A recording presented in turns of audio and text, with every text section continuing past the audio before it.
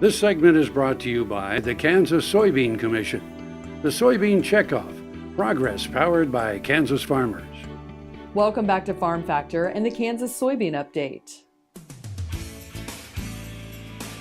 This is the Kansas Soybean Update. It's brought to you by the Kansas Soybean Commission. The Soybean Checkoff, progress powered by Kansas farmers. Kerry Wefald, Agriculture Marketing Director with the Kansas Department of Agriculture, is joining us. And Kerry, as we approach March, that means it's Kansas Ag Month. Yep, March is such a fun month to celebrate agriculture. So we have a lot of events planned with our ACE group members, agriculture, communication, and education partners across the state. Some of the great things that take place and has been successful, for instance, is the Neighbor to Neighbor statewide food drive. This year, the Agriculture Month theme is Agriculture, Food for Life. The Neighbor to Neighbor food drive barrels will start popping up in Dillons stores across the state. And that's a really good chance for communities to pitch in, support Ag Month, but do it by supporting community members and those in need in their communities. So on March 2nd, Governor Brownback will be at Harvesters in Topeka. We'll have our Ag Month proclamation. We'll kick off the food drive with Harvesters. And it's just important to note that the statewide food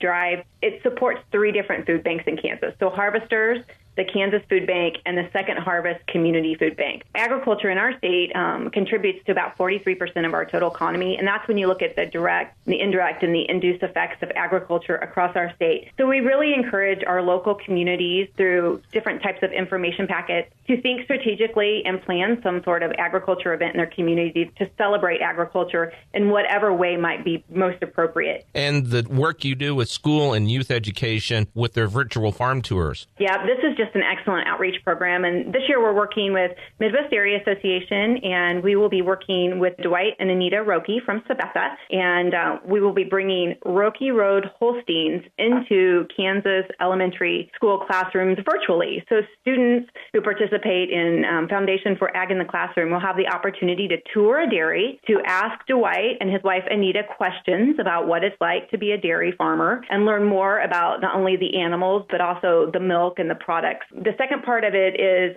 we also have agriculture celebration tutorial resources for classrooms across the state. We have a guide for schools if they want to do morning announcements featuring Kansas agriculture facts. We have resources for teachers that are lesson plans that are designed for pathway and to meet specific curriculum requirements. And then we also have links and resources should schools, 4-H, FFA chapters, other civic organizations have interest in supporting any part of Ag Month. That's Kerry Wefald, Agriculture Marketing Director with the Kansas Department of Agriculture. She's been our guest on the Kansas Soybean Update. It's brought to you by the Kansas Soybean Commission. The Soybean Checkoff, progress powered by Kansas farmers. Learn more at kansassoybeans.org. For Kansas Soybeans, I'm Greg Akagi.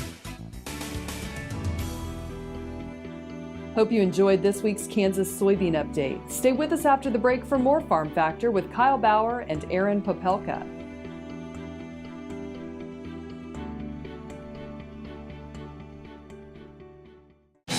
This Medford, New Jersey school bus runs on biodiesel, and so do these.